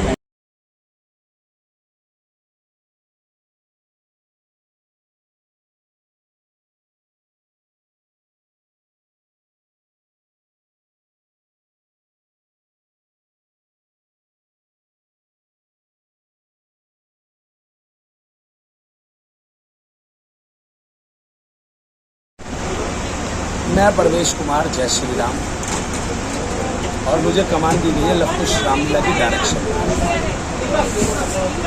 मैं 2014 से लवकुश रामलीला कर रहा हूँ, डायरेक्शन दे रहा हूँ। इसके साथ में श्री धार्मिक रामलीला की भी डायरेक्शन कर रहा हूँ। भाई इतना सा ही परिचय कि राम सेवक हैं और मन से रामलीला करते हैं। आज मुझे 30वां साल हो गया मेरी रामलीला का। सर, जैसे कि आप 30 वर्ष से रामलीला कर रहे हैं, तो क्या आपने कभी पहले अभिनय भी किया है रामलीला में? बिल्कुल, बिना अभिनय करे तो कोई डायरेक्टर बन ही नहीं सकता। अगर कोई कहता मैं सीधा डायरेक्टर बन गया तो वो या तो झूठ बोल रहा है या बेवकूफ़ बना रहा है। मैंने शुरुआत राक्षसों से की है और मैं पहले राक्षस बना हूँ, बस बंदर छोड़ के सब पे है। मैंने रावण किया है, लक्ष्मण किया है, दशरथ मेरा फेवरेट है, मैंने दशरथ किया है। मैंने कई कैरेक्टर करे हैं, शूर्पणखा मेरा फेवरेट रहा है, मैंने शूर्पणखा बहुत किया है। और जब करते थे तो लोग बड़ा पूछते थे भैया शूर्पणखा किसने किया, तो ये हमारे लिए बहुत अच्छी चीज़ होती थी, एक कॉम्प्लीमेंट आना कि भाई एक लड़का एक लड़के का किरदार कर रहा है, तो उसके साथ उससे एक कॉम्प्लीमेंट मिलना अच्छा लगता था। जी सर, जो अभी जो आधुनिक टेक्नोलॉजी है या जो तकनीकें हैं जो आज के दिन में हम रामलीला में देख सकते हैं, तो आपका क्या मानना है इनके उपयोग को लेकर कि क्या ये नहीं, ये सही दिशा में कदम है, क्योंकि हमें युवाओं से जोड़ना होता है रामलीला में। और युवाओं को जोड़ने का इससे अच्छा कोई कारण नहीं। डिजिटल है आज, हर आदमी डिजिटल है, क्योंकि पैसा भी डिजिटल हो चुका है आज तक। तो अगर हम डिजिटल नहीं रहेंगे रामलीला वाले तो हम बहुत पीछे रह जाएंगे, और हमने तो इसकी शुरुआत 2015 से ही करी। सर जैसे कि हम जानते हैं कि रामलीला एक सेंसिटिव और बहुत स्ट्रॉन्ग टॉपिक है, तो इसमें आप जब डिज़ाइन या डायरेक्शन कर रहे होते हैं तो आप एक्सपेरिमेंट या कुछ करने से पहले आप कोई ग्रंथ देखते बिल्कुल बिल्कुल, आपने बहुत अच्छा क्वेश्चन किया। मैं ग्रंथ भी देखता हूँ, मैं सादगी भी देखता हूँ।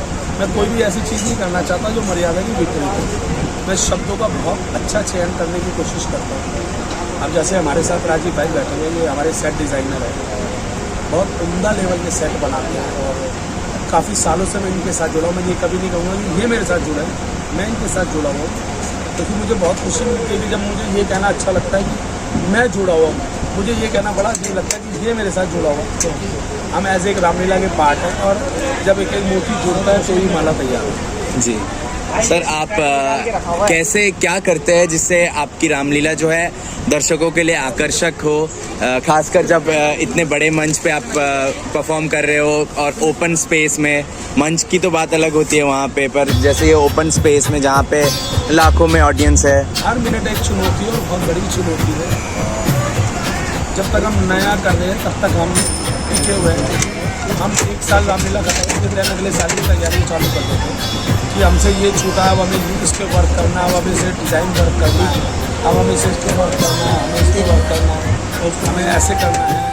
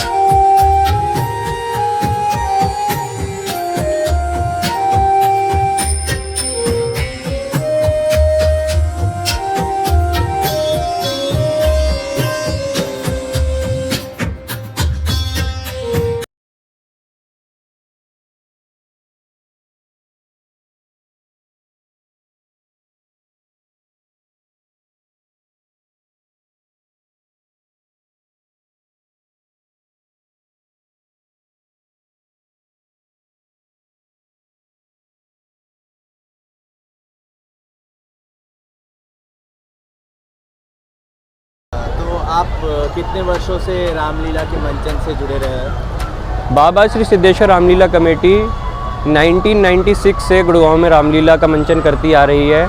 मैं रामलीला से सन 2017 से जुड़ा हुआ हूँ और मेरे फैमिली मेम्बर्स, मेरे पिताजी, मेरे ताऊ जी, उन्होंने 1996 और उससे पहले भी रामलीलाओं में अनेकों किरदार निभाए हैं। तो कहने को तो हम 1996 से ही जुड़े हुए हैं, बट मैं पर्सनली जब एक्टिव हुआ रामलीला में तो वो ईयर 2017 था। तो आप इतने वर्षों से रामलीला कर रहे हैं, तो रामलीला में आपने कौन कौन सी भूमिकाएं निभाई है? मैंने रामलीला में अंगद, बाणासुर, जो दोनों रोल मैं अभी प्रेजेंट में कर रहा हूँ। इससे पूर्व में मैंने सुतीक्षण का पाठ किया हुआ है। मैं स्टेज का, मंच का संचालन करता हूँ और साथ ही जो रामलीला की रिहर्सल होती है और रामलीला का जितना सेटअप ये आप देख रहे हैं टोटल, इस पूरे सेटअप को अरेंज करवाना, रामलीला का डायरेक्शन करना, कलाकारों को तैयार करना, सारी चीज़ों में मेरा पूरा योगदान रहता है। अच्छा, तो आप जब इतनी सारे भूमिकाएं आप निभाते हैं, इनमें से आपका कोई पर्सनल फेवरेट कैरेक्टर या कोई ऐसा कैरेक्टर है जो आप नहीं करते होंगे पर करना चाहते हैं? देखिए भैया, सबका फेवरेट कैरेक्टर एक ही है, राम जी। तो वो तो इच्छा सबकी होती है, बट ये है कि जैसे जैसे प्रभु चाहते हैं वैसे वैसे सबको रोल मिलते हैं। जैसी आवाज़ है, जैसे एक्शन है, उसी अकॉर्डिंग पार्ट दिए जाते हैं। तो कलात्मक अभिव्यक्ति या फिर अपने कला के प्रदर्शन के लिए आपने रामलीला को ही क्यों चुना? देखिए भैया, ये हम सभी का एक ऐसा सामाजिक कार्यक्रम है जिसके थ्रू हम अपनी जड़ों से जुड़ सकते हैं, जिससे लोग अपने धर्म से जुड़ते हैं। रामायण एक ऐसा सारांश है जिसके अंदर सभी वेद, सभी पुराण, सब समा के श्री रामचरितमानस को तुलसीदास जी ने बनाया है। जो व्यक्ति रामायण को पढ़ता है, जो इसका पाठ करता है अथवा इससे शिक्षा लेता है, उसको माता पिता से कैसे बात करनी है, कैसे उनका आदर करना है, सबसे पहली शिक्षा उसको ये मिलती है। भाइयों में प्रेम कैसा होना चाहिए, सबसे दूसरी बात सीखने को ये मिलती है। क्योंकि आज की डेट में आपको भी पता है कि बाहर क्या हो रहा है, लोग भाई भाई में प्रॉपर्टी के लिए झगड़ रहे हैं, कोई किसी छोटी छोटी बातों के लिए झगड़े हो रहे हैं, आपस में एक दूसरे को भूल रहे हैं। लेकिन यहाँ पे देखिए, भरत को राज्याभिषेक होना था, उनके पिताजी उनको राज दे के गए, लेकिन वो जाके अपने बड़े भाई के चरणों में गिर गए कि नहीं भैया, राज तो आप ही चलाएंगे, मैं तो सदा आपका दास ही रहूँगा। जी, तो रामलीला में आप अपने जो चरित्र है उसके लिए आप किस तरीके की तैयारी करते हैं? देखिए भैया, गणेश चतुर्थी होती है हर वर्ष, उसी प्रकार से उस दिन हमारी रामलीला की रिहर्सल शुरू होती है। हम लोग गणेश जी की पूजा करते हैं, उनकी आराधना करते हैं, उनसे आशीर्वाद लेते हैं कि हे प्रभु, आज गणेश चतुर्थी है, आज से हमारी रामलीला की सभी प्रकार की रिहर्सल और सारी तैयारियां शुरू हो गई है, आप अपनी कृपा हम पर बनाएं। और उस दिन से लेके और रामलीला दशहरे के अगले दिन राज तिलक तक चलती है, तब तक हमारी रिहर्सल भी चलती रहती है साइड बाय साइड, और स्टेज पे पाठ भी चलते रहते हैं। तो आप जैसे बहुत सारे किरदार निभाते हैं, तो आप अपने मंच पर चढ़ने से पहले आप कोई विशेष मानसिक कोई तैयारी करते हैं? नहीं, कोई विशेष तैयारी नहीं की जाती, सिर्फ अपने पाठ तैयार किए जाते हैं। क्योंकि डेली मंच संचालन में कोई ना कोई नई चीज़ आती है, कोई नया चैलेंज आता है, कोई नई उपस्थिति आती है, कुछ ना कुछ आता है, तो वो ऑन द स्पॉट ही होती है सारी चीज़ें। अच्छा, तो ऐसे कौन कौन से चैलेंजेस या चुनौतियों को आप लोगों को फेस करना पड़ता है रामलीला के प्रदर्शन में, as an actor, as an director या एज अ परफॉर्मर? भैया, चैलेंजेस तो बहुत सारे होते हैं, उनको मैं बता भी नहीं सकता, बट चैलेंजेस इतने होते हैं लिमिटलेस। आप देखिए, अगर मैं आपको बता रहा हूँ गणेश चतुर्थी से, उससे और 1-1.5 महीने पहले तो हमारी बुकिंग स्टार्ट हो जाती है। काम छोड़ के जाना होता है, बुकिंगें करानी होती है, ड्रेसेस लेके आनी होती है। उसके बाद जब रामलीला से 10 दिन पहले ये सारा सेटअप लगना शुरू होता है, तो पूरे दिन लगता है। अब आप देख लीजिए, 10 दिन पहले सेटअप स्टार्ट हुआ था, 2 अक्टूबर को रामलीला स्टार्ट हुई थी, आज हम 8 अक्टूबर में खड़े हैं। 2 अक्टूबर से 10 दिन पहले यहाँ पे सारा सेटअप लगना स्टार्ट हो गया था। तब से लेके आज तक डेली पूरा टाइम लगता है। रामलीला शुरू करते हैं, रात को लेट हो जाती है, अगले दिन ऑफिस जाने की हिम्मत नहीं हो पाती। चैलेंजेस तो बहुत सारे हैं। कई बार कुछ लोग बदमाश ऐसे आ जाते हैं, थोड़ा सा तंग करने लगते हैं, उनको भी फेस करना पड़ता है। तो चैलेंजेस बहुत है, बट श्री राम की कृपा है, सब पार हो रहे हैं। अच्छा, तो आप अपने जो किरदार है उसमें उसकी भावनाओं को या फिर दर्शक भी एक अलग तरीके की भावना लेके आती है, एक धार्मिक या सांस्कृतिक रूप से वो अपने आप को इससे कनेक्ट कर पाती है रामलीला से। तो उसको आप लोग कोई विशेष बॉडी मूवमेंट, जेस्चर या कुछ ऐसा होता है रामलीला में जो बाकी फोक फॉर्म से डिफरेंट है? नहीं, ऐसा नहीं होता। मैं आपको बताता हूँ रामलीला में क्या होता है। सबसे पहले आप यहाँ पर देखेंगे तो सारे जितने भी किरदार होते हैं ना, पात्र, वो वेल वर्स्ड होते हैं अपने पार्ट से, वो पार्ट प्रॉपर करते हैं। पब्लिक जितनी आती है, आज तक जितनी पब्लिक आई है, डे बाय डे बढ़ती जा रही है, पहली चीज़। दूसरा जो आती है वो हमेशा तारीफ़ ही करके जाती है, वो पार्ट देख देख के इतना खुश हो जाती है कि बस तालियां ही बजाती रहती है। आप देखेंगे मैं कल का दे रहा हूँ, वैसे तो और पीछे जाऊँगा तो मेन संवाद शुरू होता है धनुष यज्ञ से। सबसे पहला संवाद आता है रावण बानासुर संवाद, उसके बाद आ जाता है लक्ष्मण जनक संवाद। उसके बाद अगर हम नेक्स्ट डे आएँ तो लक्ष्मण परशुराम संवाद, उसके बाद आ जाता है सीता माता की विदाई, कैकई मंथरा संवाद, कैकई मंथरा के बाद आ जाता है दशरथ कैकई संवाद। तो बेहिसाब संवाद है। कल था राम केवट प्रसंग, भरत मिलाप, दशरथ मरण, मतलब इतने सुंदर पाठ हुए। जो लोग यहाँ पे बैठे थे वो अपनी सीट से हिल नहीं पाए, इतने सुंदर सुंदर पाठ देखने को मिले हैं कल लोगों को। तो आपने जैसे बहुत सारी भूमिकाएं निभाई है, बहुत सारे किरदारों को निभाया है, तो जब आप एक बड़े ऑडियंस के सामने परफॉर्म करते हैं या आप एक ओपन एयर परफॉर्मेंस जैसे प्रोसेनियम थिएटर जो क्लोज थिएटर होता है उससे डिफरेंट थिएटर में, तो कोई कुछ चेंज करना पड़ता है आपको जब आप ऐसे बड़े ऑडियंस या फिर खुले मंच पर प्रदर्शन? देखिए भैया, मैंने किसी क्लोज थिएटर में परफॉर्म नहीं करा, टू बी ऑनेस्ट। मैंने ओपन स्टेज, हाँ हमारी स्टेज थोड़े टाइम पहले कवर्ड होती थी, फुली कवर्ड होती थी, बट हमने स्टेज का साइज़ काफ़ी बड़ा कर दिया, इसलिए कवर करना पॉसिबल नहीं हो पा रहा है। तो मैंने परफॉर्मेंस जितनी भी करी है आज तक अपनी लाइफ की, या तो स्कूल की स्टेज पे करी है या स्टेज पे करी है। तो आपने अपने इतने सारे कैरेक्टर्स निभाते समय कभी ऐसा आया कि आपको इम्प्रोवाइजेशन करना पड़ा, टेक्स्ट के बाहर कुछ या कोई डायलॉग भूल गया हो तो आपको वहाँ कवर अप करना पड़ा? होता है। तो ऐसा कोई आप इंसिडेंट बता सकते हैं जब ऐसा कुछ हुआ हो, जब इम्प्रोवाइजेशन? इंसिडेंट ऐसे याद नहीं है, बट ऐसा बहुत होता है, अक्सर होता है। क्योंकि क्या होता है, हम सब लोग याद करके आते हैं। जैसे आप और रामलीलाओं में या दिल्ली साइड या बाहर देखते हैं, वहाँ पे क्या होता है कि पेड आर्टिस्ट होते हैं। यहाँ कोई भी पेड आर्टिस्ट नहीं है, यहाँ सब खुद याद करके पाठ करते हैं। ऐसा हो जाता है कि अक्सर कभी स्टेज पे कोई वर्ड भूल जाए, कोई लाइन भूल जाए, कोई शब्द भूल जाए, तो ऑन द स्पॉट जो भी कैरेक्टर होता है अपने आप इम्प्रोवाइजेशन कर देता है और उसको आगे निकाल देता है।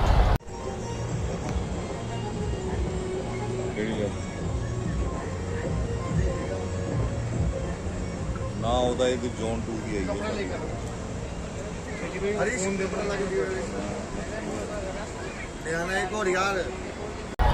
जय श्री राम। मेरा नाम अनुज गर्ग है।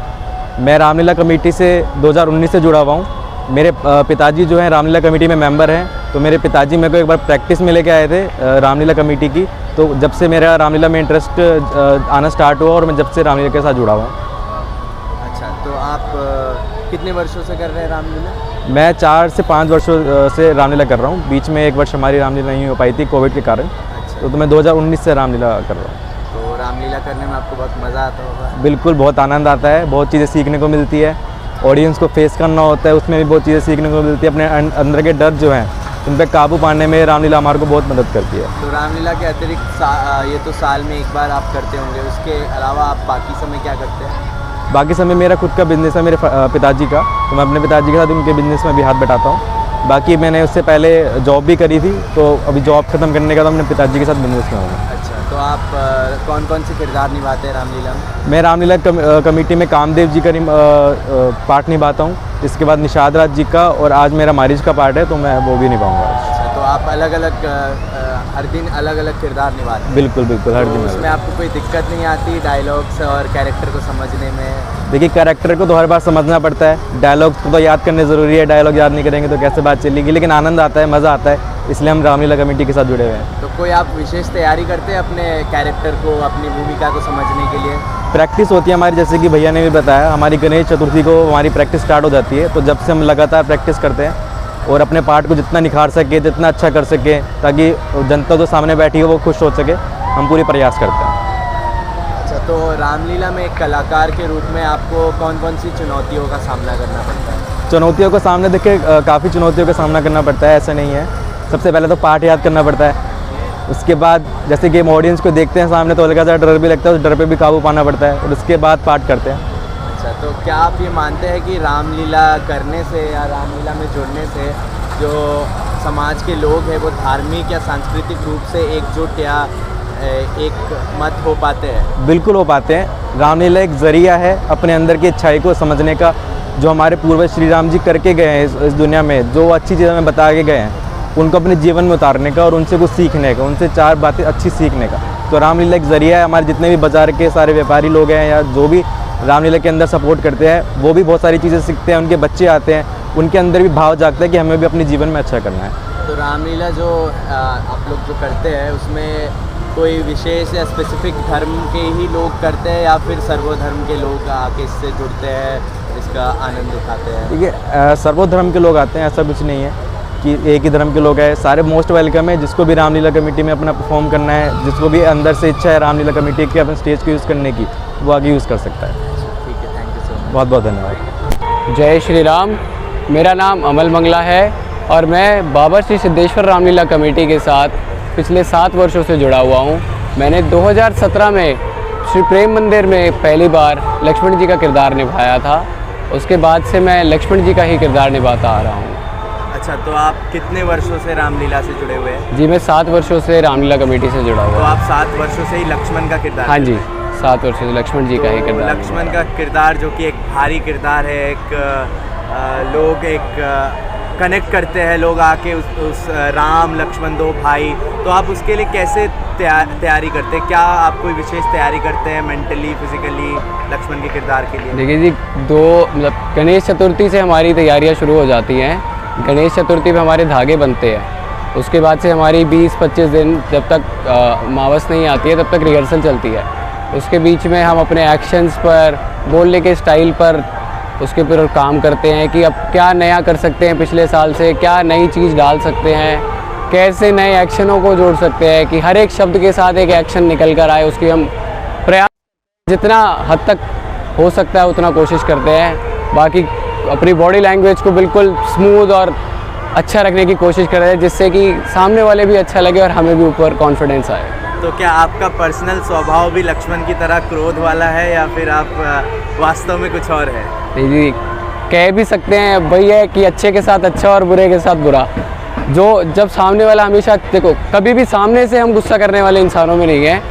कोई भी हमारी रामलीला कमेटी में कोई भी ऐसा नहीं है। सबका यही है कि अगर सामने वाला उल्टा बोल रहा है या फिर अपशब्दों का प्रयोग कर रहा है तो ही हम में से कोई भी क्रोधित होता है, नहीं तो सभी बहुत प्यार से और मिलजुल के रहने वालों में है।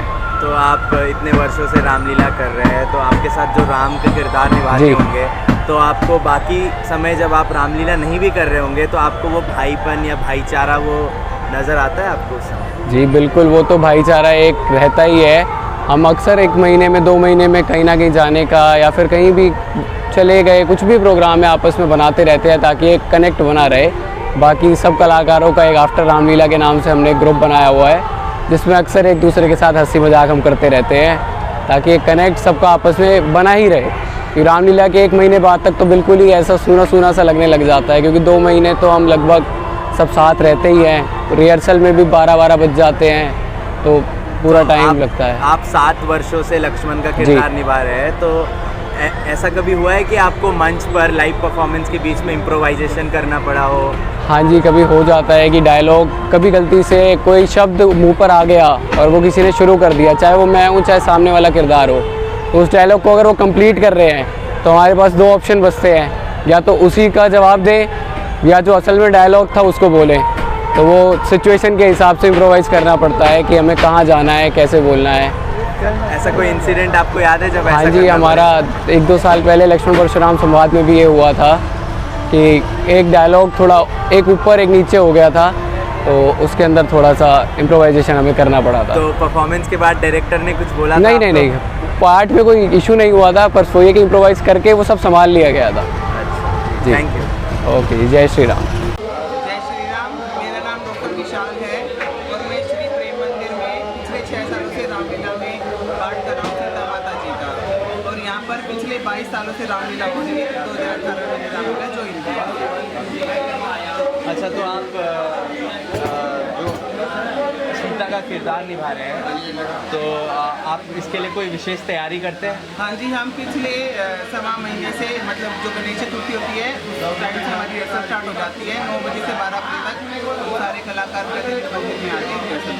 तो आपने इतने वर्षों से रामलीला में सिर्फ सीता का पात्र निभाया है या फिर कोई और भूमिका भी इसके निभाया? अलावा मैंने निखात राज का पाठ, राजकुमार का पाठ, रावण के बेटे ने राजकुमार का पाठ किया है। उनके अलावा मैंने पिछले साल लक्ष्मण मूर्छा पे राम जी का पाठ किया था। इनके अलावा आपका कोई पर्सनल फेवरेट कैरेक्टर है जो आप? फेवरेट मेरा राम जी का कैरेक्टर है, उसका कुछ नहीं नाम।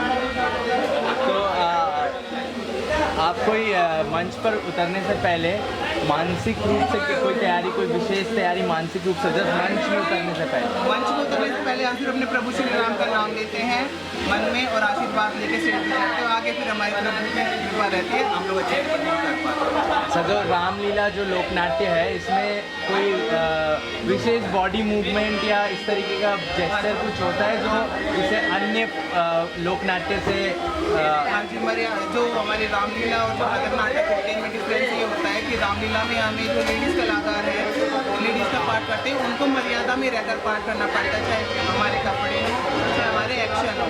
हम किसी भी प्रकार से अपने रंग प्रदर्शन नहीं कर सकते, कुछ शो नहीं कर सकते ऐसे अलग तरीके से हो जाता है।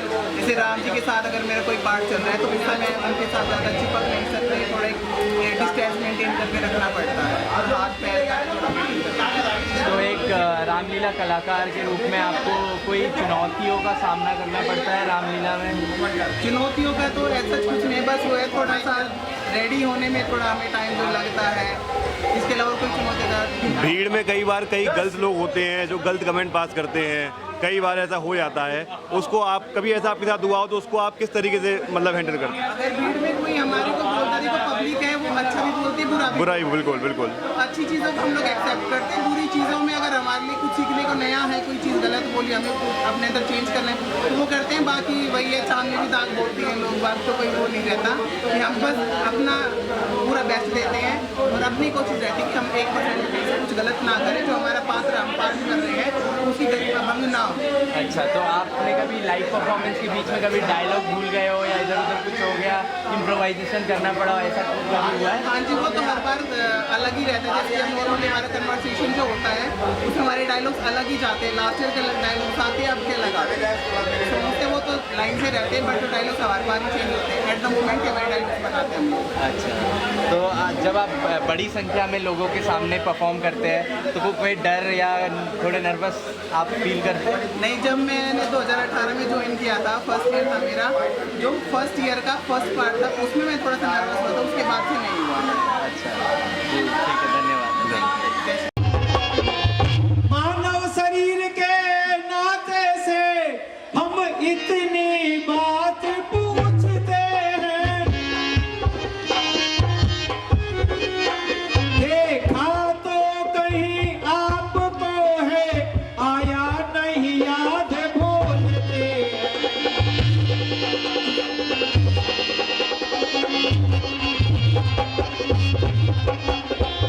हे प्रभु, आप तो उन्हें कृपया आप अपना परिचय दीजिए।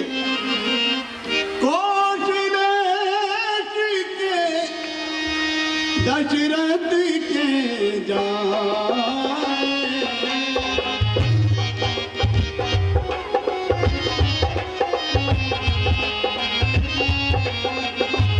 हम किस वचन मानी बनिया। हे ब्राह्मण, हम राजा दशरथ, अयोध्या के राजा दशरथ के पुत्र राम और लक्ष्मण हैं और उनकी आज्ञा से ही हम वनों के आए। नाम राम लक्ष्मण दो माई, चंद्रमारी सकुमारी सुहाई। मेरा नाम राम है और ये मेरे छोटे भाई लक्ष्मण हैं, परंतु हमारे साथ हमारी पत्नी सीता भी साथ थी। हरी निष्ठर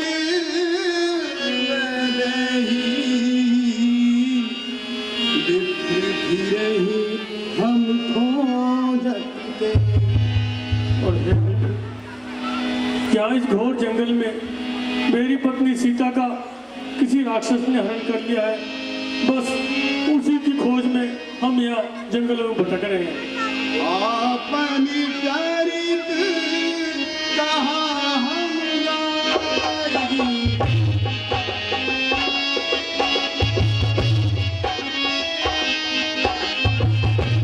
अपनी चरित कहाँ हम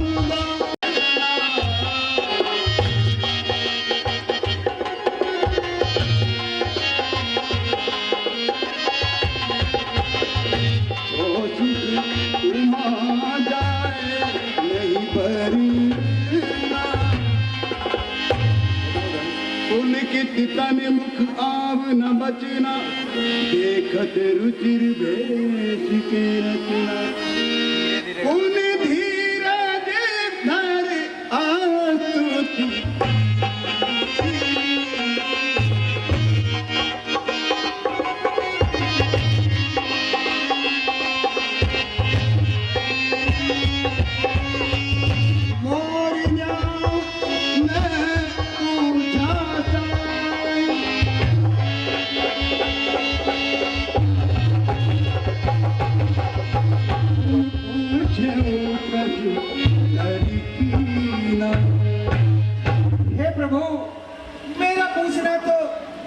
उचित पूर्वक है, किंतु आप मनुष्यों की भांति किस प्रकार पूछ रहे हैं?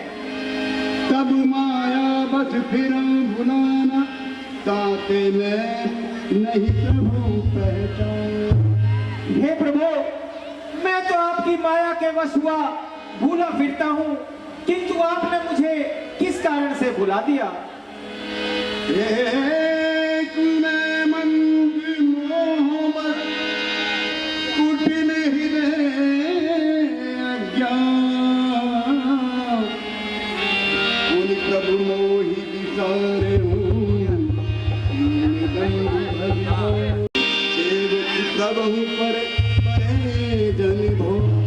स्वामी, यद्यपि मुझ में बहुत से अणु हैं, परंतु स्वामी को सेवक पर हमेशा ध्यान ही रखना चाहिए। नाथ जीव तब माया मोह, सो निस्तरई तुम्हारे छोह। हे प्रभु, यह मनुष्य आपकी माया के वशीभूत होकर भूला फिरता है, और यह आप ही की कृपा से निस्तार पा सकता है।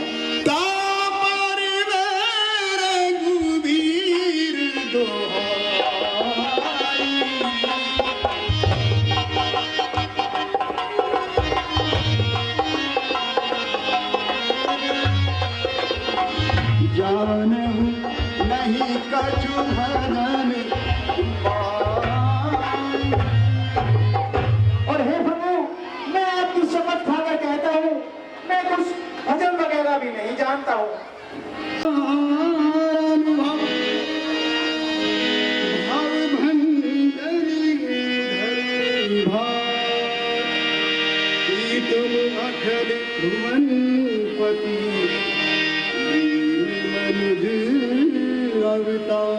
हे प्रभु, यह आप समस्त ब्रह्मांड के स्वामी हैं, जिन्होंने इस पृथ्वी से दुष्टों का भार हरण करने के लिए अवतार लिया है। आप अति तपस्वी कोई या कोई क्षत्रिय बाके हैं, या भूले भटके निकले जाते हैं, कहाँ कहाँ के हैं।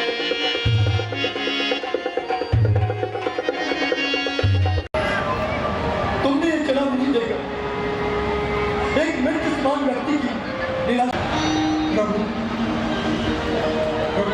माँ सीता लंका की अशोक वाटिका में अपने दिन बिता रही है। उन्होंने मुझसे कहा कि श्री राम सीता की तरह, हे नाथ, अभी दुष्टों का नाश कर मुझे शीघ्र यहाँ से निकाले, मुझे शीघ्र यहाँ से निकाले। उन्हें बस 2 माह की अवधि दी है प्रभु, 2 माह की। आप शीघ्र यहाँ से निकाले प्रभु, शीघ्र। सुग्रीव जी, अब हमें और विलंब नहीं करना चाहिए।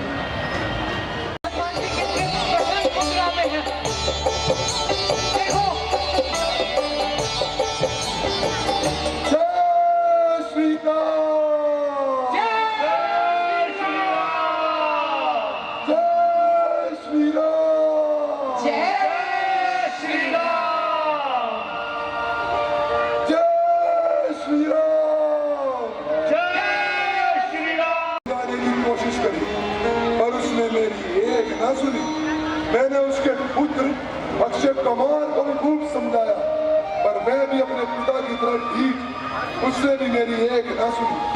तो उसकी दंडता के कारण मैंने उसका संहार किया। फिर रावण ने मेरी पूंछ में आग लगा दी। फिर उसके फलस्वरूप मैंने भी उसकी समूची लंका जला डाली। पवन पुत्र हनुमान की जय। पवन पुत्र हनुमान की जय। मां सीता लंका की अशोक वाटिका में अपने दिन बिता रही है। उन्होंने भेंट स्वरूप क्या ये चूड़ामणि दी है। हनुमान जी, आपका यश सदैव अमर रहे। आपने आज एक अत्यंत कठिन कार्य किया है और ये कठिन कार्य करके आपने न केवल वानर जाति पे उपकार किया है, किंतु आपने महाराज सुग्रीव का वचन भी पूर्ण किया है। मैं और वानर सदैव आपके ऋणी रहेंगे। हनुमान जी, आपके इस सफलतापूर्वक कार्य के लिए हम सभी आपको कोटि कोटि प्रणाम करते हैं। बोलो बजरंगबली की जय। बजरंगबली की जय। अब हम शीघ्र ही प्रभु राम और सुग्रीव जी के पास जाना चाहिए। वो हमारी बात देख रहे हैं। वो हमारी राम